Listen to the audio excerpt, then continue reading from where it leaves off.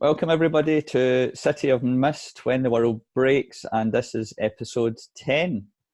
Our team, our crew, Sam, Raj and Vinzer are in a cave with a ghost, and the ghost got pretty angry and he also got really emotional and upset, and as he did that, the weather was changing, the thunder was rolling, the rain was coming down, the fabric of the cave itself seemed to be shifting. But the last episode finished with the ghost, whose name is Alan. So that's what ghosts are normally called, Alan. And as he kind of broke down in tears, so the rain came down outside and the environment of the painting world was affected by what was going on there. So, you know, guys, that he's angry, really angry, you know that he has this history with Daniel, who's left the environment, Cowabunga style, jumped off the cliff.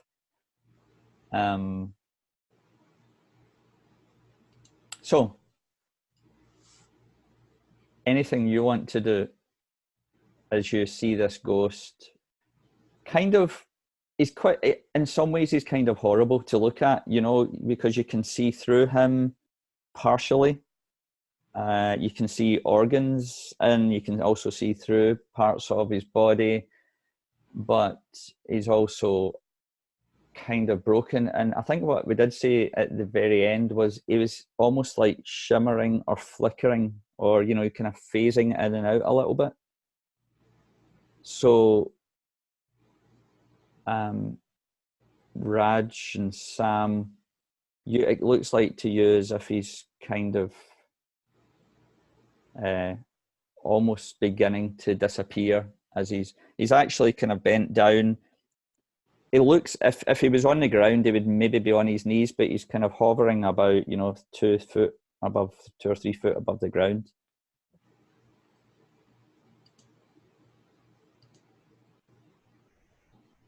Vinzer, you see him flicker and shimmer, but it's almost as if you see him getting more solid. It looks like he's kind of flickering, he's going to disappear, and then it's almost like he's even more solid than he was when you first saw him.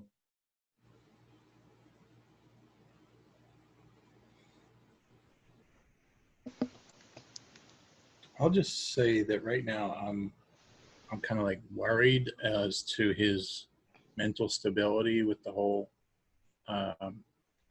it's clearly he's emotional, and his emotions seem to be controlling the weather and the storms. And so I'm a little bit like, I got one eye looking outside and one eye on him, like wondering, are we safe here? Or so that's kind of where I'm at, I think.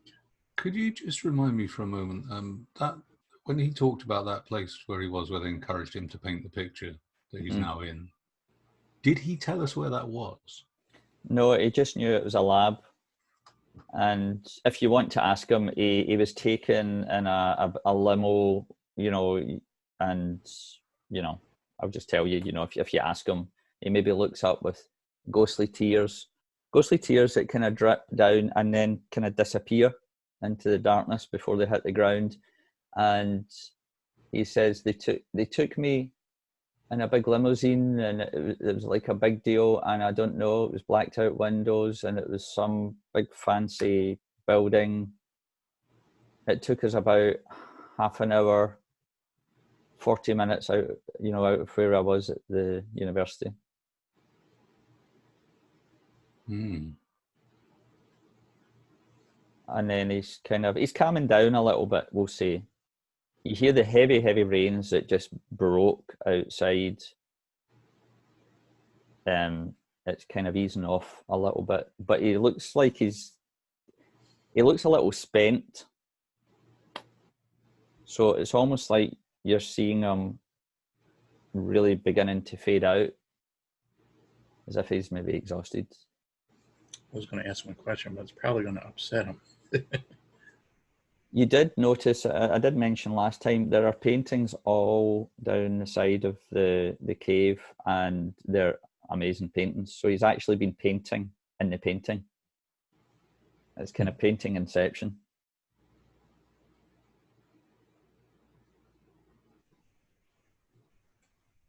All right, I'm going to ask him. Or if this is more to you as the GM, I'm not sure. Mm-hmm. But so I'm curious. So Alan, like as I look around, we kind of all look normal, right? Like I look at Vinzer and I look at Raj, and I at myself. Everybody looks the same as when we're back in quote the real world. Yeah, you look very solid. You're not like an apparition or anything like that. So my question then is, if we go back to the real world and we happen to find your body, is it going to look like how you are now? I don't know. I've never got back. I tried and tried and tried and tried, and I couldn't get back. I think it's because I don't have a body. Well, Could you take me back?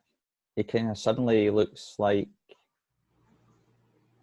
kind of a little bit like puppy dog eyes, and he's looking up at you, and there's like, you see this little glimmer of hope, and he's looking up and he's saying, do you have the power to take me back?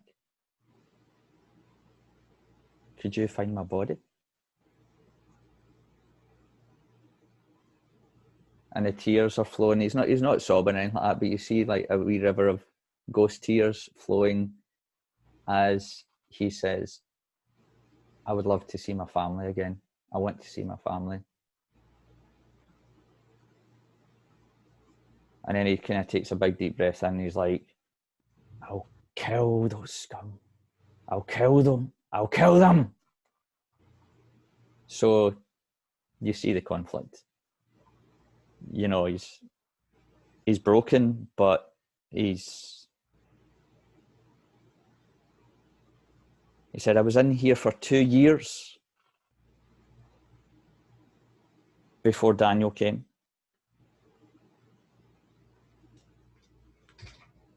How did Daniel find his way in here? He said he found the painting. He must have come looking for me. Or maybe someone gave him the painting. Maybe, I don't know. He actually looks kind of lost. He looks confused. How did Daniel get the painting? You can see that's going on in his ghost mind. Do you remember anything about the people who did this to you? Any names? locations. I think there was a very powerful man, very, very rich, strong. He looked foreign, like not from the US. Like he had an accent. And there was the beautiful woman who was a creature. I don't think she was really a human. I don't know. But she, when I looked, turned back, she was like this creature, like a spider. And I don't know, when she caught me, she fired something that looked like webs or something at me. And I don't know if it's messed with my memory. Because as I was painting the painting, I felt myself being drawn into it. But when she did that, it was like I came out my body. I'm so tired. I want to get out of here. I want to get home. So tired in here. I want to go home. And I can assure you we'll do everything we possibly can to find those people. They can't be allowed to do that. You can see him You know, if you've ever been to a zoo and there's a polar bear or something and it's been in a cage too long, you see him just kind of rocking. And he's kind of just mumbling to himself. And he looks like he's kind of fading out again. Raj and Sam, he's kind of fading as if he's kind of singing wee songs to himself and stuff like that. It kind of look he's not completely mental, you know, he's not completely insane, but he's been trapped, you know. Mm-hmm. Chris, you see him solidifying more than ever. In fact, even some of those ribs that you can see through it is almost as if it seems a little bit more solid.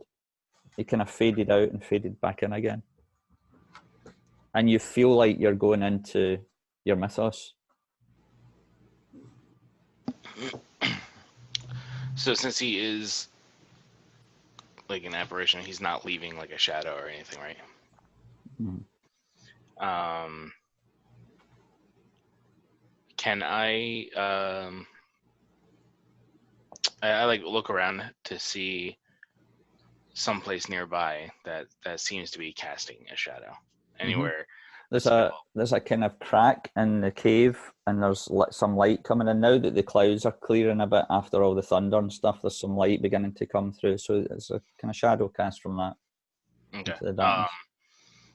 I'm gonna step over to it, like just kind of like examining him, like just taking note of his like presence kind of shifting a bit, and I want to peek into the shadow realm to see if I can like see him, or say like maybe if there's anything anchoring him to it or anything like that.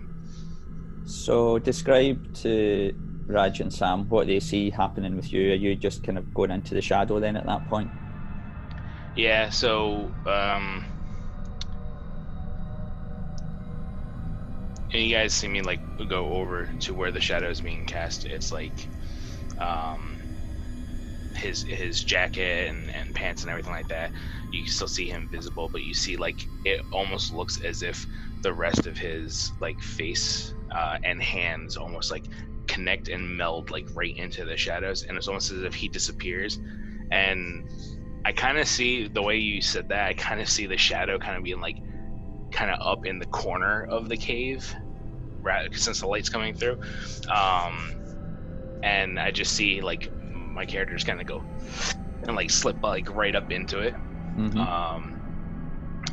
I kind of feel myself like coming from the on the shadow side, like almost as like I'm pushing up and in, like crawling into like an attic crawl space or something like that. And then just kind of like having a glance around, and I want to look in the general direction of where he was sitting. That makes sense, because in the cave, in the picture that we put up last time, there's kind of like a rock formation going up the way, and that crack at the top. So maybe you've lifted yourself on top of the rocks, you know, so you're now actually a little bit higher than where he was hovering. You're maybe there, and he was hovering above the ground there, and the ground was down there. And as you look down, you see him. He's still semi see-through, but you see him as clear as day, a lot sharper than you did when you were in the real, you know, painting world, not the shadow painting world. So now you're in the shadows, you see him as clear as day, and there's just, you can now see that like there's hair. He's actually got long hair, and yet in the other world it was like he looked bald, you know. He's kind of an arty looking dude. There's still parts of him you see it's not right, you know. But he doesn't have that. In fact, when you look down at his feet, there's no wisp. It's like he was floating with this kind of tail coming off the bottom of his legs, like a wispy smoke. But in here, in the shadow, he's like standing. Well, he was sitting down. He was kneeling a minute ago. So in the outside of the shadow world, as you said, he was like kind of fading, and he was like rocking and saying that sort of, and like just kind of mumbling, doing stuff and everything like that. Is he doing that in the shadow area, or is he just standing perfectly still? I still? think he's probably kind of recovering from that now, so he's kind of pulling himself together and having a look about, and you can see see all the paintings that he did? You can see them in the shadow. So I can see them too. Yeah. Okay. And he's now pottering about. You can see all of the furniture, because it was a weird scene in the cave. There was like pieces of furniture as if it was like pieces of his life. I don't know. And in this shadow place, all the furniture's there, and it's really solid. It's like you've walked into... You've never seen this before. You've walked into somewhere in the shadow realm where pieces, maybe, of his past are actually in the shadow with him. And also the paintings that he's painted. So before I do anything, I'm still nervous about all the previous stuff that's happened to me. So I'm like looking around and like taking a look for the creature to make sure that thing's still like not in the area actively hunting me. And I assume I don't see any of that here. There's nothing there. In fact, as you do, I mean, that obviously that thought suddenly comes to you. Oh, what if they're here? You know. Yeah. And once you have a look about, but the more you kind of look at him, it's almost like it feels a bit more homely.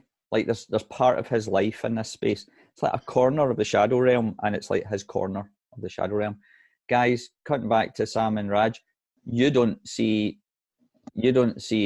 Alan or Vinzer, unless he blinks at you from the shadow realm, right? So back in the shadow realm, and he's kind of pottering about now.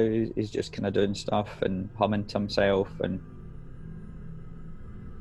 he was like, he looks up and he sees you standing on. He's like, oh, you're still here?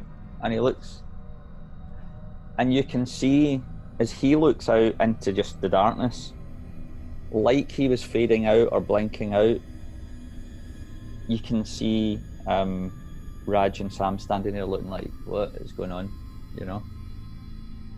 So he's actually seen them from the shadow, just like you do, but they don't see him.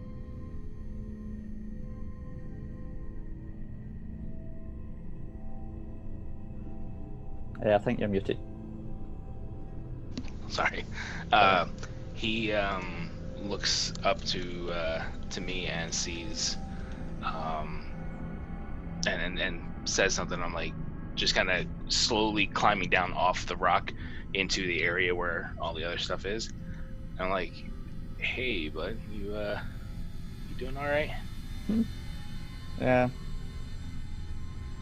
I don't know. I just want to get home. He looks far more human now. He says, take a seat. And when you look round, there's a chair there. It wasn't there a minute ago. You, it's a neat trick. You able to do anything here? Like, conjure things up, or? No, I think when you... And he stops as if he doesn't want to say the word. You think he was going to say die.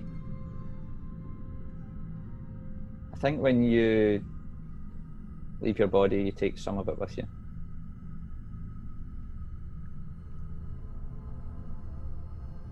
But you kind of see parts of that furniture, and that when he walks away from it, as if it just fades out. But when he's, nearby, it's as if it's kind of fading in. Maybe it's his memories. Because it looks a lot... That seat that's sitting behind you looks like a student's chair in an accommodation, in some student accommodation or something like that. He said, how can you come into this space? I have my ways. Tell you the truth, I didn't know that you would be here, so it's just there's something in the back of your mind that's happened in the last few days that's ringing a bell, and it's something to do with the audio the sound in this place and his voice in this place. It's like ringing a bell. It's reminding you of something. You don't know what it is. Just a quality to it. He There's says, a quality to it that's ringing a bell for me. yeah, like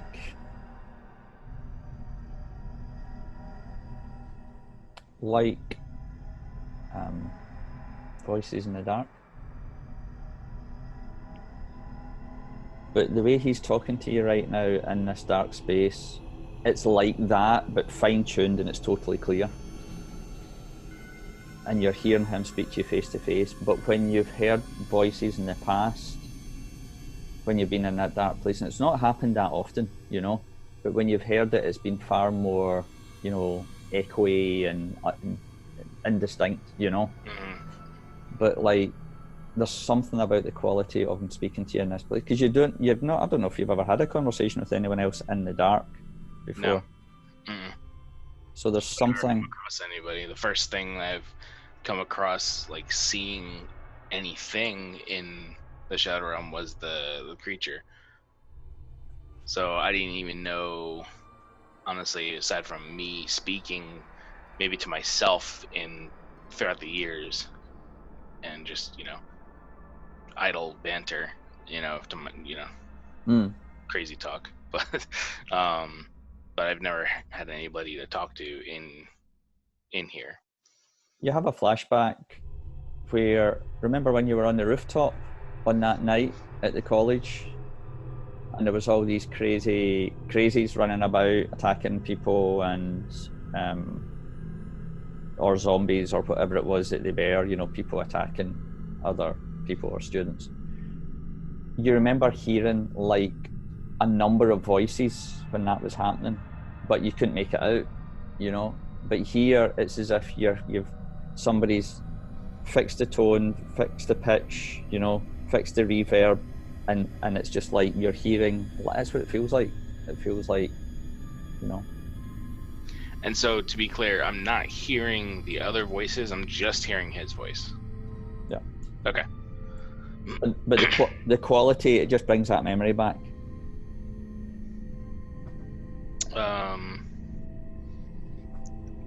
I don't take the seat, but I want to, like, as I'm talking to him, kind of like go and like peruse the paintings and like see what they are of. You see some paintings that you think are his family. In fact, there's numerous paintings of the same people over and over again. Looks like a younger sister and a mum and a dad, and there's dozens and dozens of them. There's some of a dog, quite a few of them. There's paintings that look more like this place, where maybe he's done further down the coast or further down the beach and things like that. So he's maybe tried to. There's a painting where he's done a doorway in the sky. Maybe he was trying to get away out of here. But I mean, they're all good. They're all like, they're kind of, you know, slightly luminous in places, you know, a little bit magical. He says to you, do your friends or you could you get me out of here? I'm trapped in my own painting. Oh, but this is all new to us too. I mean, we'll try, absolutely, but I can't make any promises. Please try. That would be awesome. I want to get home. I don't know if I can, because I maybe died. Maybe you could take me back with you somehow. Before I do anything else, I look at the paintings and I look back at him. I look at the paintings mostly like of his family, and Vinzer just kind of like reflects on Camilla and Benito back home, and he's like, "Trust me, I feel you. I know exactly how you feel about wanting to get back to your family, and you've been here way longer. So, I mean, I'm gonna do what I can, but so I'll then approach him, and I'll reach out and I'll put my hand on his shoulder, if I can actually see if I can actually physically make contact with him. Yeah, absolutely. It's very real. Okay.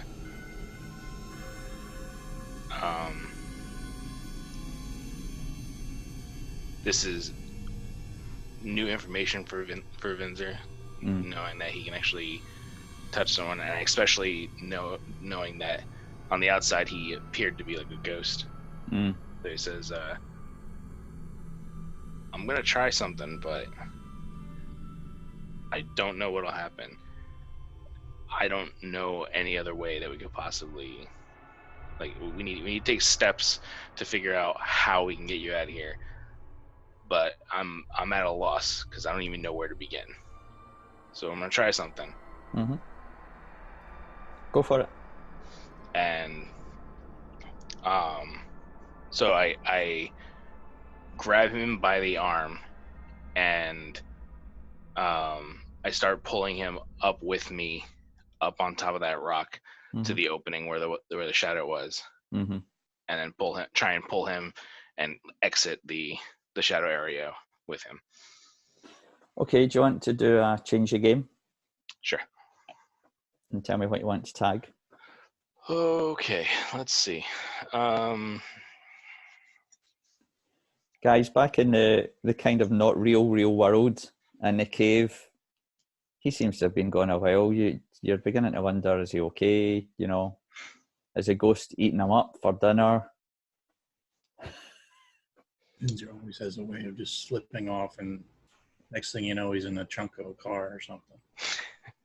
Well, I'm going to have a look at his paintings, just because I'd like to sort of assess his state of mind, just to make sure that there are no paintings that are sort of pictures of people chopped up and.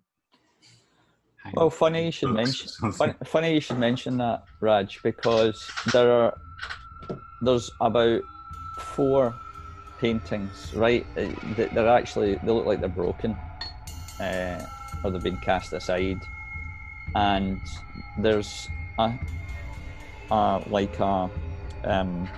fawn coloured suit jacket or a kind of summer jacket, there's a shirt and a tie, and then there's a face, and it's just like a spiral in the face, and then you see score marks across the canvas and stuff like that.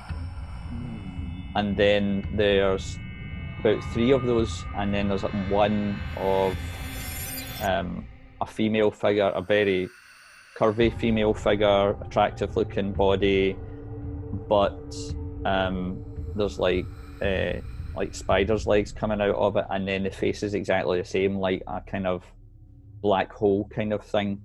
And then you can see there's actually stab marks in the canvas. So maybe that's the ones that he was saying he tried to paint. Sam, do you think maybe when he talks about this spider woman, do you think possibly she's, I mean, if she's someone like us, maybe she's done something to him so he can't remember them? Like she's erased his memory or something? Yeah, certainly sounds that way. I don't understand what her motives would be. I mean, if he's an artist, I can't imagine he would be like upsetting anybody if he's just painting pictures. Like, why would they attack him or what? It's really weird. Well, I suppose if people have got abilities, then that's something that other people are going to want to exploit. I mean, I just thought it was a case of finding out what had happened to us and trying to make sense of it all, but this is different. This is there are people out there who want what we've got. And it doesn't look like they'd stop at anything to get it. Maybe, I don't know if it would even work in here, but maybe if he comes back, I could try and help him to remember. I've done it before. Sorry, you're kind of fading out. I said maybe. Sorry, moved away from the microphone. Maybe I could help him remember. I've done it before. I was even wondering, what if your transportability would work on him? Like, do we know if I was able to shoot a bow, so our abilities seem to work in this dream state. Yeah, but with him being just a ghost, I don't know if there's. What would I be transporting? Would there be anything left of him by the time we got to the other side? Yeah, that's a good point. Can he survive as it? I mean, perhaps he can only survive as a ghost in here because this is his painting. We're gonna find out. So just then, how do you come through, Vinzer? I will tag Hide in the Shadows and Shadow Walker, and I'm gonna stretch and also say I'm gonna tag Family Memories from my Family Man relationship. Okay. Which will give me a 12. Wow. Right. Because it's plus 3 then, right? So. Sure. So that's basically a critical success. So first of all, you're going to get 3 juice, okay? Okay. And the juice is in relation to Alan, all right? So we will call you, we'll call it a, what will we call it? I'll call it Alan's friend, all right? And you've just got 3 juice. So that's 3 juice that you can use in anything relating to him, okay? Okay. So it says you can create a story tag, and or you can burn a power tag or a story tag, something like, for example, your hunted thing, or you might want to create a story as to what happens next and how this is going to kind of pan out. But you've also got 3 juice, so that's really pretty cool. So how do you break in? How do you break into the other guy's conversation here with Alan in your trail? I feel like the timing would be perfect. Like just hearing Raj bringing up, is it even possible to bring him out? And from out of the corner of the room, the shadow, you see my feet come like dangling out first, and I slip through. And as I'm slipping through, I'm pulling another person in tow, like literally grabbing him by the hand and like pulling him and like yank him out of the roof, basically the ceiling. Guys, you get a bit of a shock as 2 bodies descend from kind of the ceiling area.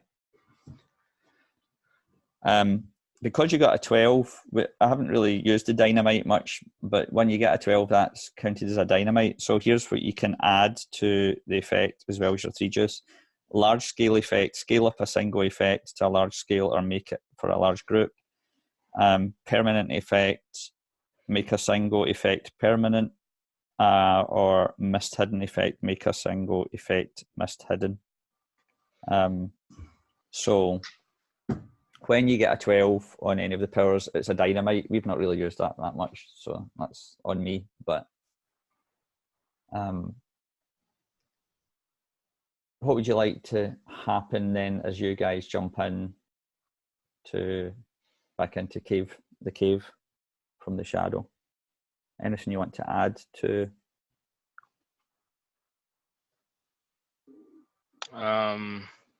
You want me just to roll with it? Yeah, you can roll with it. I wasn't anticipating coming up with what happened, so I was thinking that would hopefully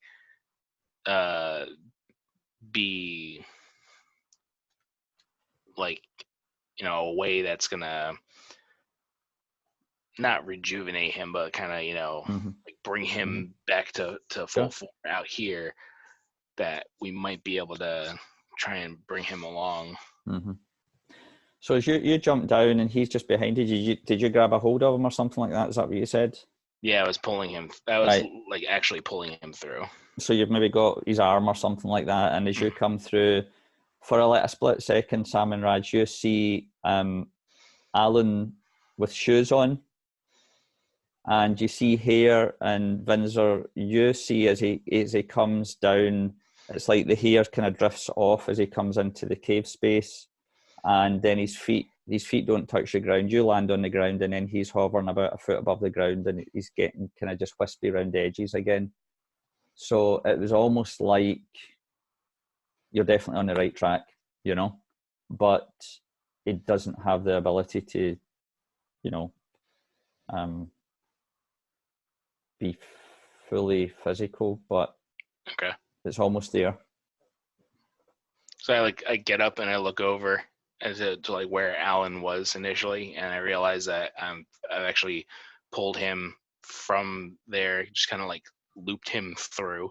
And I just kind of get up and like dust myself off. I'm like, hey guys, found Alan again. He's like, that was cool. Did you see what happened there? Yeah. I had my feet on. That was quite impressive. That was this guy. Alan, while you were gone, Sam and I were talking, and we had an idea. But I don't know if it will work. And even if it does work, I don't know how pleasant it will be for you. What do you mean? Well, I have this ability. I can kind of help people to remember things they've forgotten. And I could help you to remember who did this and where they are. And okay, maybe we could see if your body's still there. But I'm worried that the trauma of reliving that might be particularly unpleasant for you. He's looking a bit hopeful, but you can see quite a lot of fear there, He's just looks a bit nervous, Maybe if we try, maybe I could try to just get you to focus specifically just on the place where it happened and not the people themselves. Maybe that would be a bit easier for you. Mm-hmm. A bit less traumatic. So what are you going to do? Well, if it's all right with you, Alan, I'm not sure how to go about this, because usually this just kind of happens to people in the back of my camp. I don't normally do this to people. But I'm going to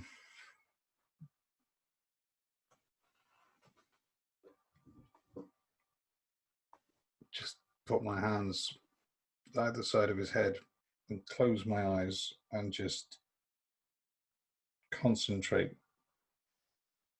and try and just feel for something. Mm-hmm.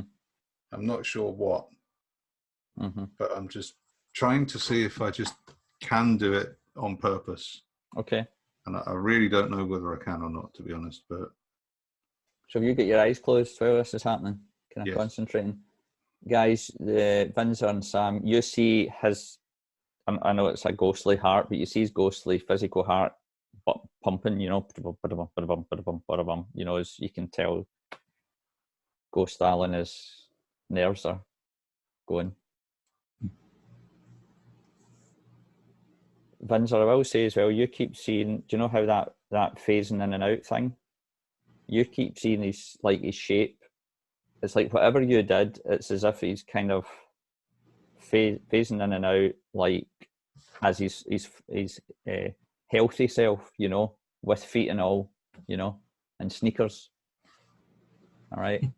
So it's obviously done something, but carry on, Raj. What would you want to tag there, Mick?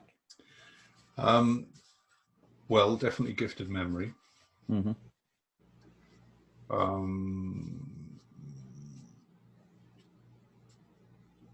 This is the first time I've heard of a ghost getting therapy. But anyway, carry on. I think a sense of purpose as well.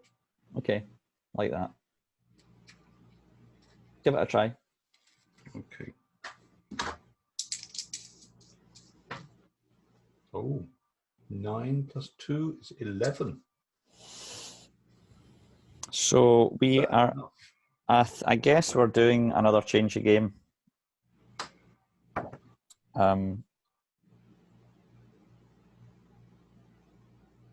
Yeah. Okay. So describe what kind of. What I'll do is I'll describe what Alan experiences, but describe what you're experiencing, you know, as you're maybe going into some kind of spiritual zone or vision or something like that. And I'll kind of add to that maybe some of the things that Alan's going to say or you're going to see. I think as I slide into this other state, there's nothing definite. But there are impressions, and some of them are just random, forgotten moments in Alan's life, Mm-hmm. like when he stubbed his toe on a plug when he was 9, things like that. You see him playing with a dog in the garden, and some bits are flashes from my own life, and then there are other bits which don't seem to be either. Mm-hmm. And some of them resemble that the incident that happened when I touched the mask. Mm-hmm. And there's a great big stone building in the desert. I can barely see because it's in a sandstorm. Mm-hmm. And it's like trying to reach for the string on a balloon that's bobbing away. Mm-hmm. I'm trying to grasp for something. I know there's something there, but I'm just trying to find it. Mm-hmm. And I'm not. It's like I can see it, and I know it's there in front of me, but it takes me a little while to realize how to sort of reach out and grab it. And there's almost like a feeling of elation, of euphoria when I finally get it. Not for myself, but just because I've reclaimed that part of him. It's an overwhelming sensation. Mm-hmm. When you get that kind of euphoric feeling, you see, and you know immediately, just instinctively, it's his mum and dad. And they're delighted for him, and he's showing them some kind of letter or something, and you see it like absolute detail. It's a scholarship, you know, he's winning a scholarship, he's going to this school for gifted students, and you know, a special 6-month course, and etc., and all the kind of information about that. And so it's almost like that, you know, that high you're feeling is his high and that's almost like when the connection happens, you know. And it's his high of being awarded this, and everybody's delighted, and the sister's there, and she's giving him a hug, and there's a dog bouncing up and down barking, and then he's at this residential place, and then two people, a tall tall woman and a guy, broad shoulders, comes in, and as soon as he walks in the door, you see that black hole thing in his face, and you feel bombarded with fear right now.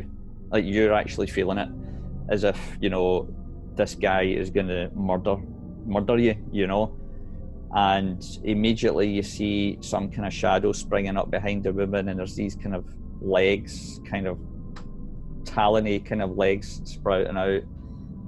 And guys, as you're watching all of this happen, you see that light that Raj had on him when he had the mask and all that. There's this kind of glow coming out of his eyes, and it's kind of spreading towards the ghost of Alan, and that's obviously having some kind of effect round about him. And then you see Alan's heart going bum bum bum bum bum bum, you know, and he's kind of trembling, and you know that as you're watching the two of them having this kind of, they're kind of in another space mentally, you know. As this is going on, you hear kind of cracks and rumbling in the cave that you're in, like the bit of dust kind of sprinkles down and a little chip comes down, and you know, I'll say this, you know, Raj, that if you saw the two of these people together again, you would know their physical shape, you'd know, but there's some kind of something operating this black hole thing. And in fact, for a few moments, you feel as if it's looking at you, like as if it sees you. Even in this place, in this world, it's glancing at you somehow, and it's kind of trying to read you, you know. But it kind of breaks off. It's not able to do that, and you see a guy that looks Mediterranean. That black hole's kind of fading away, and you see this kind of Mediterranean face. And then immediately you're in another scene. He's in the car. He's being transported, and all of that fear and kind of evil is kind of just immediately gone. He's in a car, he's in a stretched limo, he's getting offered a drink, he's taking there some other, not the guy that you've just seen, but some other just kind of dude in a suit is there, and the guy's got a driver, and he's saying, oh, we'll take you here, and all the rest of it. And you realise that when he's going on his journey, they are going out of their way. He thinks they're being really polite, but they're going out of their way for him not to see where he's actually going. In fact, the limo goes down into an underground car park, and it's blacked out windows. So you can see there's a large name somewhere up in the roof, but he couldn't make it out. And you get a distinct impression. You're now watching Alan's memories, but you get a distinct impression that this was all contrived, this whole scenario, where they made sure he wasn't actually seeing much of where he was going. But you know, this is a multi-story building, and it looks pretty new, and it's, you know, mega money. There's a kind of big tall building, then there's a lower building. The lower building would look kind of almost like a kind of medical or lab building. But he goes down into this underground multi-story block. Then he goes into a lift, and he gets taken into a room, and it's like a white room. They've basically got everything he needs to do a painting. There's a glass screen, and there's obviously what do you call it? A one-way mirror. and they're going to observe him and how he's doing his painting, and somebody's talking to him and he's going through the kind of rules. So this is how we're doing it, because it's a clinical test. We've got to do this, this, and this, and we want you to tell you, how, and we're testing this new medication that's going to heighten your senses and enable you to paint like you've never painted before. And he takes a tablet, he sits reading a magazine for 15-20 minutes, and then he gets to work on his painting. And similar experience when he turns round, they talked about this woman, when he turns round to see the woman, it's that blur, and then you just see like these strands of, it looks like kind of rubbery clear kind of something firing towards him, and he's actually kind of facing the painting at that point, and you feel a sudden power loss from Alan, like he's losing his strength, but you feel it like spiritual energy. And then you can see he's actually facing the spiral on the painting that he's just painted. Probably been working a few hours. And the spiral, and he's literally gets sucked in, and you see the body fall to the ground as his spirit gets sucked into the paint.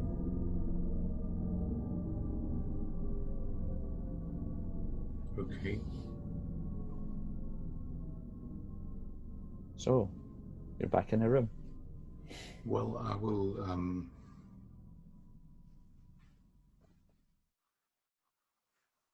I'm just going to sort of step back for a minute and collect myself, straighten the turban, and you think that perhaps because of the way that you are, you think that now that you've really shared in his memories, right? And then he explains everything to the guys there, anything that, so everything that we've just said. You think it might be possible to tap into them, to try and, but you need to be in the right place mentally, you feel like you've been drained a little bit yourself, so as if something's left you, mm-hmm. And you weren't aware that your eyes were glowing or anything like that. That was what the guys were seeing when it was happening. And but you think in the right mode, in the right mood, maybe perhaps you could tap into these memories again, because it's as if they're now your memories. See. But he certainly seems a lot calmer. It's like a lot of that angst and that's gone. I think we were right. Someone has definitely blocked his memories. They've prevented him from remembering their faces. There's nothing wrong with those paintings. That's what he actually remembers. He just remembers them with blank faces. Alan looks up and says, "So how are we going to get out of here?" Well, I'm going to start by finding that building. I think what we need to do is find that building. Find the what? The painting? The building where they took the building.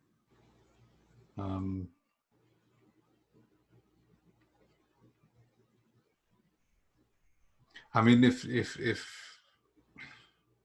it's agreeable with you, Alan, and if Daniel agrees as well,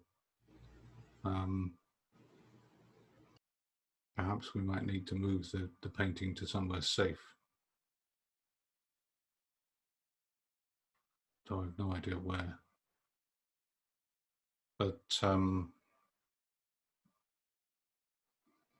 think if the painting's damaged, I don't think I'll ever get back.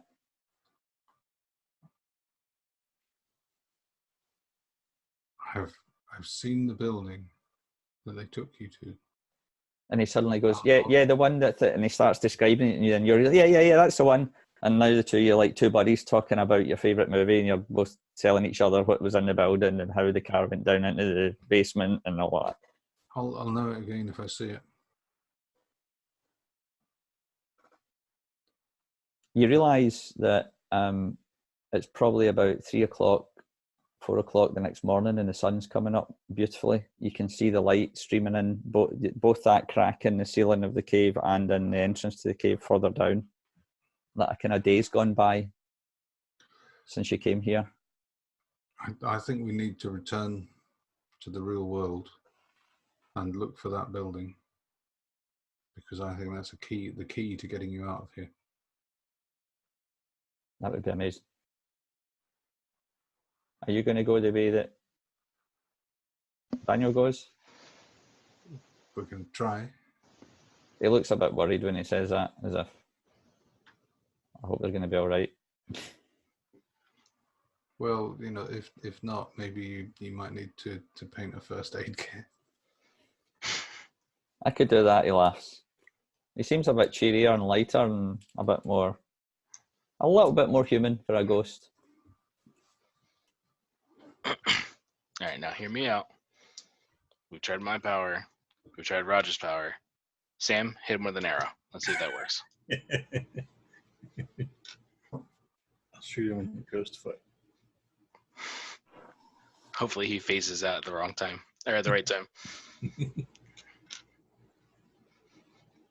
He says to you, Vinzer, he says, when you came into my space, does that mean I can come into your space? That's a little presumptuous, buddy. In the shadow, in the darkness? I don't know.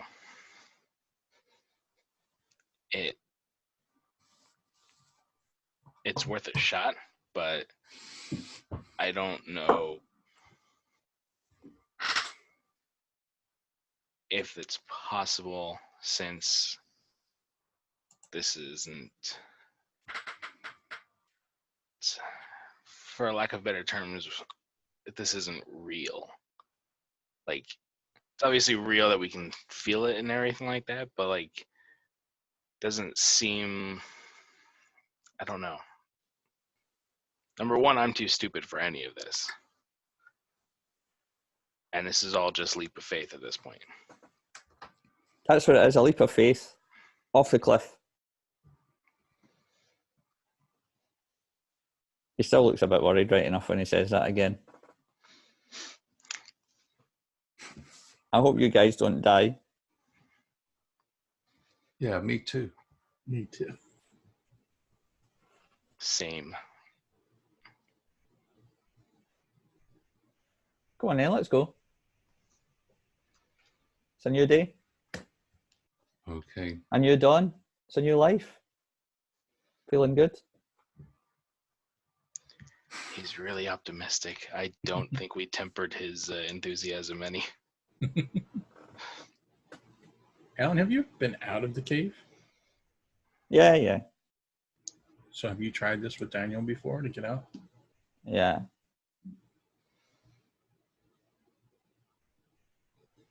I can't get through. But maybe I could. He's pointing at Vinzer. Maybe he could get me through.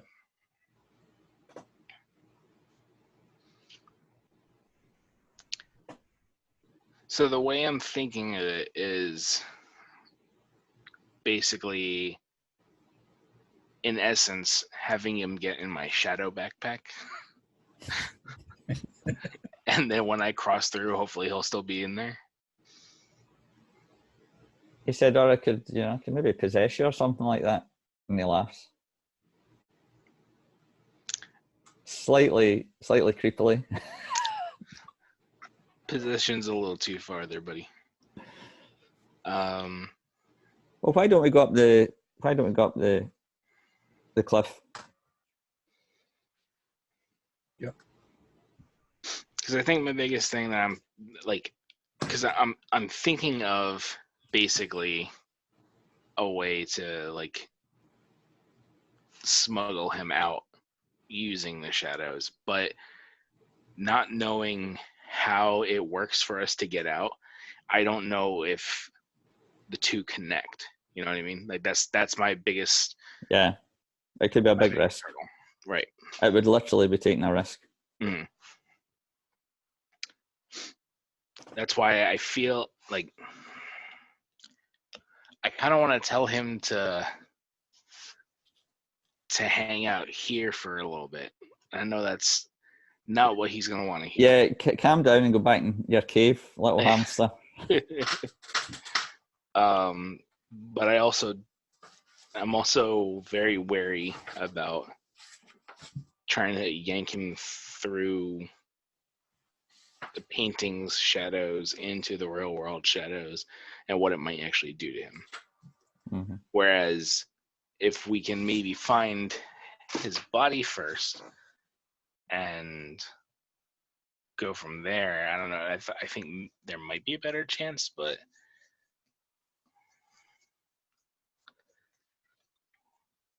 and what do you guys think? Because I'm like, that was basically the path I was going down, was finding some way to like bring him with my shadow. Well, I'm worried that he's the one keeping this reality together, and this reality in turn is keeping him together. See, I'm too dumb for this. I hadn't even thought about that. If we take him back to the other world, he could just dissipate. I don't know how spirits work. Part of my fear, exactly. But I think if we take him back to the other world, he needs a body to occupy when he gets there. Or better yet, we need to bring his body here, get him in his body, or a body, and then take him over there. See, as you can see how he kind of flickers in and out, and how he gets like a fully solid form. You can even like see his feet. When I'm in the shadows with him, he is like a completely whole person. It's completely different from him out here. So I can't tell. I can't tell if he's actually a spirit, if he's anchored to the shadows. I don't fully understand it. And this is the first time I've ever seen anybody in the shadows.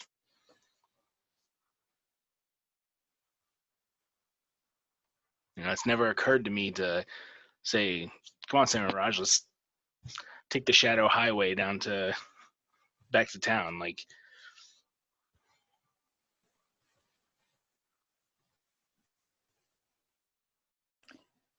it's make your mind up time. I think we should try and find his body first. I think it's too much of a risk. If we do it and it doesn't work, that could be the only chance. See, yeah. Raj, you're kind of getting a horrible flashback vibe, right? And see, every time when he was talking about his body and you're talking about the body, you keep getting like flashes of that lab space. And it's as if, because of your powers, like he obviously gets sucked into the painting, it's as if you like lingered for a few seconds more before you're out of his memory. So it's almost like you lasted longer in his memory than he did. He was taken into the picture. And you realize it's not like him at all, but you realize it's his face. You see his face as if you're hovering at the ceiling. And you look down and you see his face, and it's like the eyes are totally black, and it's like, ah! Like some kind of mindless humanoid creature. And it's dead, but it's alive. Well, in a way, that sounds promising. That it's there to be reoccupied. So really, all we need to do... we need to do is find that building, go in, fight our way up through whatever security a vast multi-billion-dollar multinational crime syndicate has at its disposal, somehow find out where they're keeping his body in that huge building, and then bring it back into a painting to give it back to its original owner. Oh, that sounds easy. Easy peasy. And we would assume that along the way we would also discover who's manufacturing this spiral dust and why. Why are we doing this?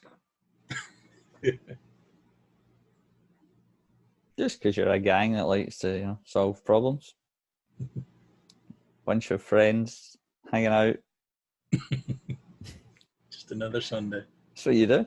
Yeah. Well, I mean, I've got nothing else to do other than watching like that Murphy Brown marathon. So, yeah. I say we go and get Alan's body. I agree.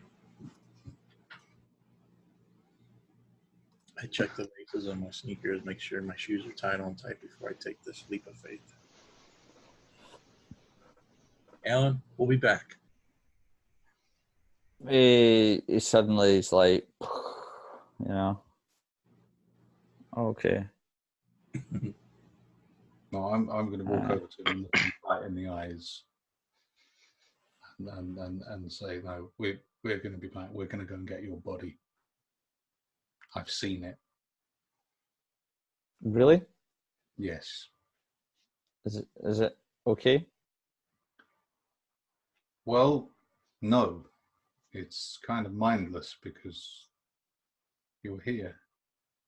What do you mean? I just had a flash of what happened after you went into the painting. I don't know how, but your body was still there. It was empty. There was no spirit in it, but it wasn't dead. It was just empty. Was it on an operating table or something? No, it was just sitting there in front of the painting. Oh. Moaning. Oh, that sounds horrible. I don't know if I'll be able to get in though. Well, we can only try. And I think it's the best chance that you've got. Okay, all right. And hopefully we'll solve whatever this mystery is that we've been drawn into on the way to doing it. But if we don't come back, I just want you to know it's not because we gave up. What? I thought you were coming back. Well, we're going to do everything we can. I can't stand it in here any longer. Raj, let's go. Please don't go. Vinzer, please don't go. He's like he's just been hit with a massive bombshell right now. Can you paint a dog or something for company? Can you create animals in here? Yes, there's animals here. And birds and things. It's not the same. I want to see my family. I want to get home. I want my body back. We're coming back, Alan. We're going to get you. Are you sure? We're going to take you to your family. I just didn't sound like you were coming back there. No, I just said if we don't. I mean, it's not because we're not going to give up. Are you just trying to mess with my head or something? No, I'm just saying that we might die. Oh. It sounds quite dangerous. This is way more I was comfortable. trying to reassure you. I was just doing it very badly. Okay. He doesn't know what to do now. He's just like, he's so confused looking. Alan, I put my hand on his shoulder and I say, we're going to try what we can, what seems like the best option first. Okay. Just need you to hold out for just a little bit longer. Okay. And then we'll come back. Yeah, I'm sorry, Alan. English isn't my first language. I find it difficult sometimes to get my point across. That's okay. Especially for our audience. It's anything's okay. Raj has seen some shit, so I can explain it in great detail in Punjabi. But I'll leave that until we get you out of the painting. Okay, well, thanks for bringing me some hope. I think. Come on, we'll go up the cliff then, and I'll show you. Okay. Where Danny jumps off. So he comes out. Vinzer, you realise he's got his sneakers on, Nat? And they're fully visible. Yeah. The hair's kind of see-through, but his hair seems to... Whatever you did something. And even now, when you guys go out, it's now about midday outside, and he shows you a kind of pathway up the rocks. You go up to the kind of top of the cliff edge, and then as you go towards the cliff edge, it's pretty scary looking, guys. You know, it is deep down, and then there's a kind of gap, and then there's another kind of pillar a bit further out. You know, but it's the first cliff where you jump, and you see that spiral now, and because it's kind of daytime, it's pretty faint, but you can still see it. He says, I think Daniel usually waits till a bit later, but you know, you can jump just now if you want. Okay. It's not as easy to see in the midday. Do we have to stare at it first or something, or concentrate on it as we're doing it, or do we just jump into it? How do we do it? He shouts cowabunga and runs. All right. Okay. Is that essential? I don't think so.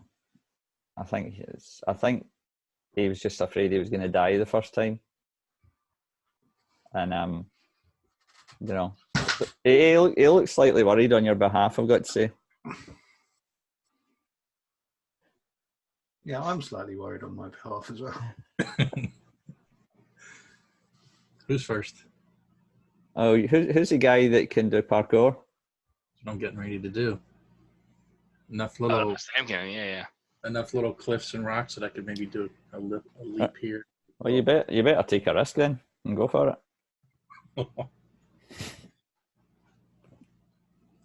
are you going to tag? You're going to make me roll. All right. Oh, aye, for sure. Can I get a tag for cowabunga if I say cowabunga?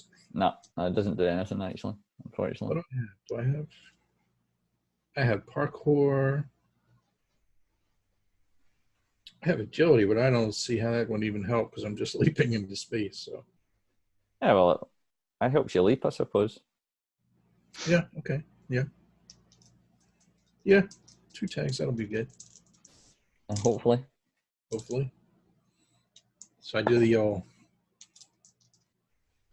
wrap myself up. Here we go. See you guys on the other side. Oh, I rolled the wrong dice. All that build up. I rolled 2d10. Yeah, good try. Here we go. I stumbled. I'll get this. Uh-oh. Rolled a 5 plus 2 is 7. Oh, right, okay. So, right,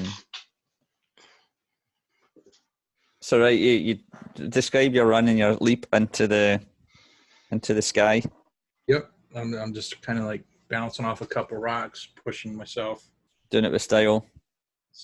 Getting a nice leaping as far as I can and yelling out cowabunga as I go over the cliff. Okay, so as you leap, it's kind of like you go wee, and then it's like that point where you're just about to descend.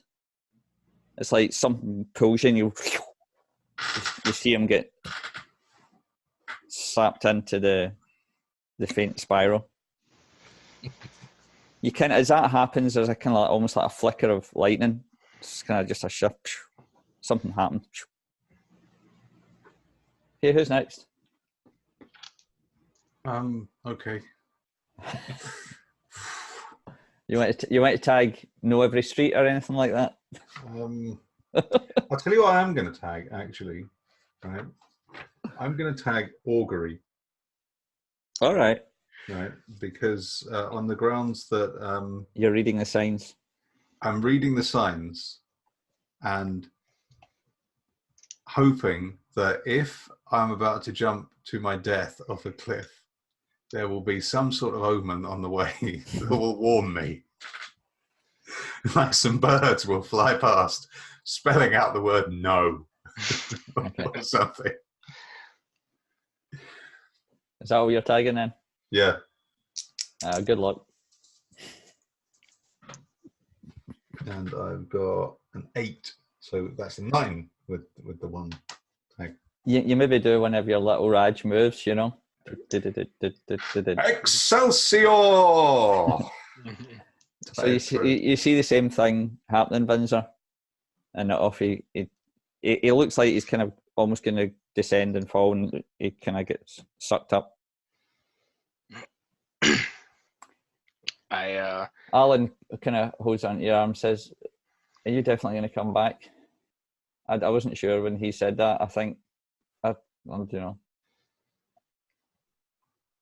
Listen, don't worry about Raj. In my time knowing him, just know things get a little weird around him. Yeah, I kind of felt it's that. Not his fault. It's just there's something going on under the hood that none of us can explain. That being said, I believe him when he says that he saw your body. So we're gonna try this. It seems like the best option. Not knowing what could happen if we try and get you through by some other means. You know, so we'll be back. Okay, it says to you, "You can do it, Vinzer.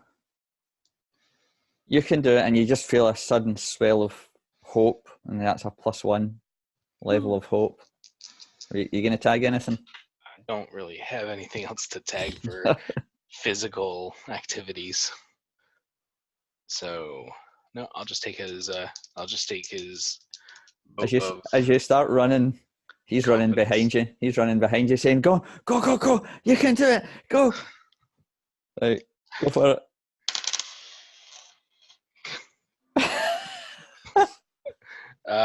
Well, that puts me at an 8 too. So, yay! So that friendship that you created there in the shadows gave you that boost. And you know how when you're young you say, "Give me a boost," you know, over the wall or over the fence or something like that. It gave you the artist's boost, and you go, pew! And all of you feel kind of quite groggy, and you realise your face is on the carpet, and you immediately hear some wild kind of laughter.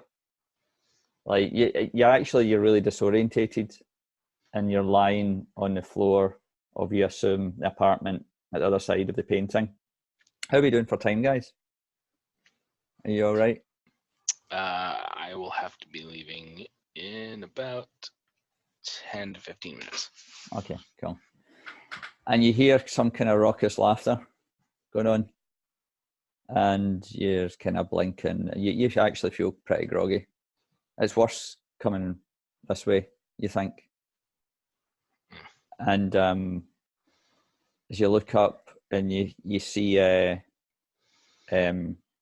Daniel standing over at the kitchen, and he's like, "What took you guys so long?" How long were we in there? Day 2 now. Is my taxi still down there? And you suddenly hear a voice, and it's Greg. As Greg is splayed across the couch and absolutely inebriated, unconscious, and you hear what's his name? Charles. "Yeah, you're back. It's been a 2-day party. You missed it. Come on. Come on, Raj. Come on and get an apple juice or whatever it is that you guys drink. Woohoo! Let's go to party town. Come on. Have you got any of that booze left?" And Daniel just looks over at you and he's shaking his head like, "You guys have no idea what I've been through." they've been like this the whole time. He said, well, I went to work yesterday, came back, and they were still here. He said, when I arrived, what's his name, Greg? Greg was halfway through that crazy little hobbit door that you made, Raj, and he was stuck in the middle of the door trying to get into the house. I had to pull him through that little door. You know, the mini one, not the big door that I shot, the mini one. I had to pull him through the door. He was halfway. The guys were in the house when I came back. They were helping themselves to my drinks cabinet, and when I came back, they were saying, "Where's Raj and Sam and the gang?" So I knew they knew you. Well, if it's any consolation, I think I left the meter running. What? Oh, all right. Okay, got you. Let's go. I'm rich. You see, actually, that Daniel's brought your car into the driveway, so it's sitting outside now. Does the meter actually run up for time, or is it just distance? No, it ticks over. When you go out, there's $356 on the meter.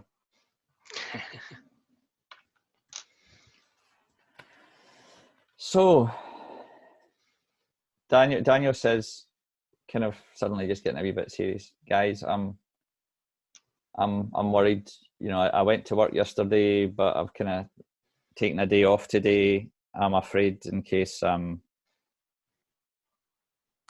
been found out. I got a message on my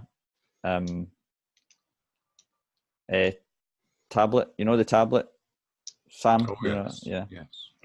Yes. And there was a question asking me about that somebody had tried to open the tablet, and it's got a picture of you, Sam, on it. Guilty.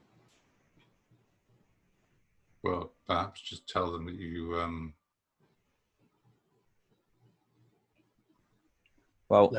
misplaced it, or you had a party, or... Yeah, well, I did, because these guys were here anyway. I thought, well, I may as well just tell the truth and say some guys had gate crashed, and it was a bit of a party, and one of them picked him up, but I made sure. But I don't know, you know. I'm worried in case they're... Anyway, you know. What are we going to do? What are we going to do next? Well, quite a lot happened when we were in there, and we've sort of promised Alan that we're going to go and try and get his body back. Oh, wait, you were serious? His body? Where is his body? That's kind of difficult to describe, but I'll know when I see it. Well, I'm going to need to go and get some food and drink because my cabinet's empty, my fridge is empty. They had a fry up. They've cleared my fridge out. They obviously think that I'm one of your buddies, and this was their vacation time. I'm really sorry about this, Daniel. Oh, it was kind of funny, really, I've got to say. But they've kind of messed up the place a little bit. I'll try and explain that. Could you do something about the doors, though? I've now got 3 doors in this apartment. One is a hobbit door, one is broken, and you see he's put some polythene over it and stuff. And I have my normal door. So maybe you can do, you know, like hocus pocus or whatever it is that you do, and kind of fix it out, Raj. Okay.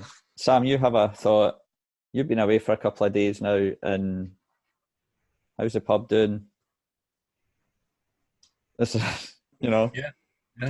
Probably your worker, your, you know, really faithful worker. Mm-hmm. I think it was a woman, if I remember right. She would be due to be off today, but you guess if you didn't show up, she might have opened up for you. I'm wondering, maybe I should check a fade crack. Mm-hmm. Okay.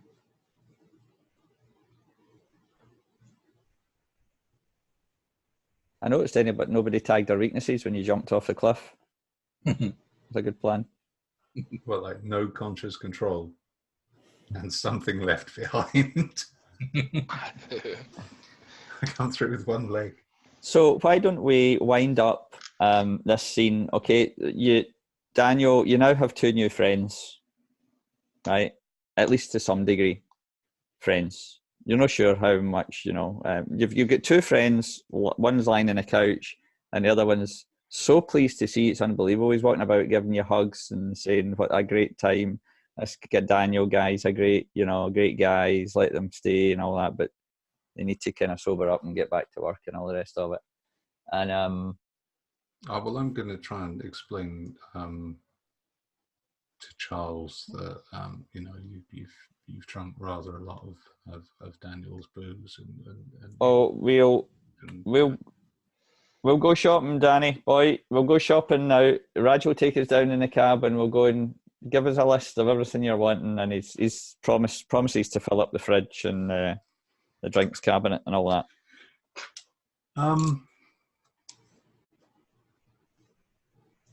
Okay.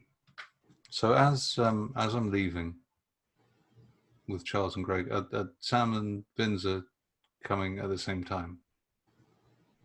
Are you? Yeah. Okay. Well, as we're walking out,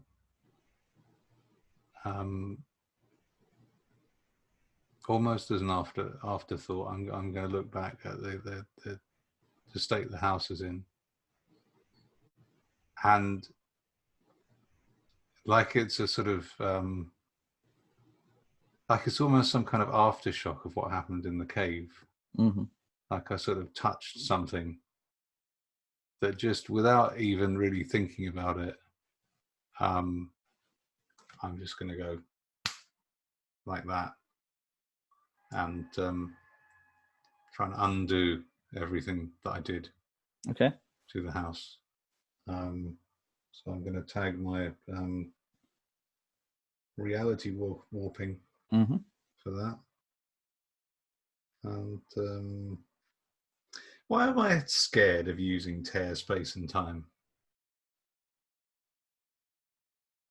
I'm going to use that as well. Like I'm going to sort of just try and literally just undo everything that was done. So you're going to make the house time travel in one sense, go back to the way it was? Yeah, I'm just going to fix it to before it was broken.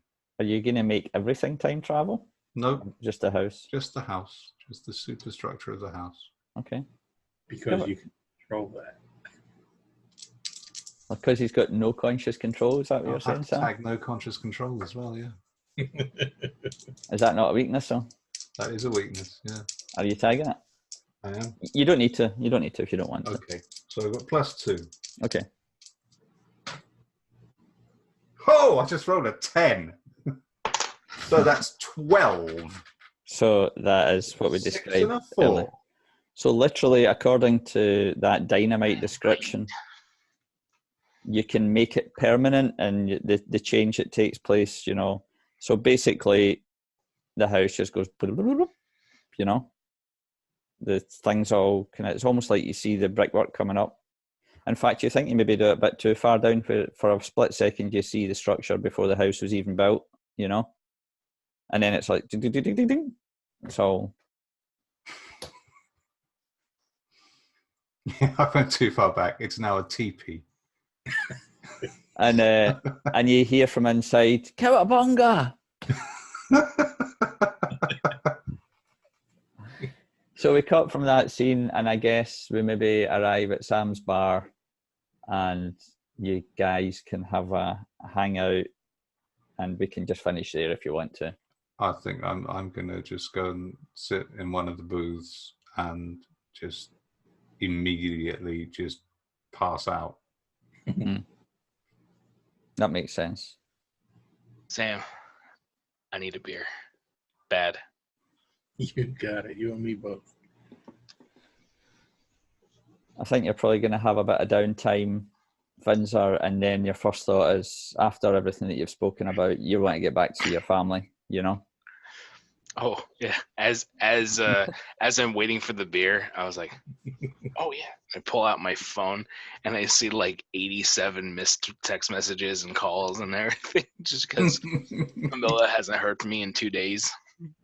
Yeah. So you've got one heck of a lot of explaining to do.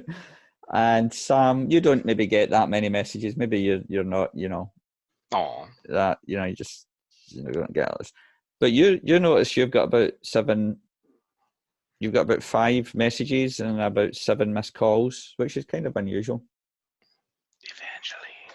Eventually. One or two of them. In fact, we'll say more than that. We'll say about 12 missed calls actually. Ooh. But there's a couple from the girl that works with you, and she says, "Okay, Sam, I've not heard from you. I'll open up." And when you come back there, you see her looking like she's got her hands on her hips, and she's like, "Where have you been?" You know. And she says, "Right," and she throws the little kind of dish towel at you and says, "See you later, Sam." And away she goes. She says, "That's double time." You got it.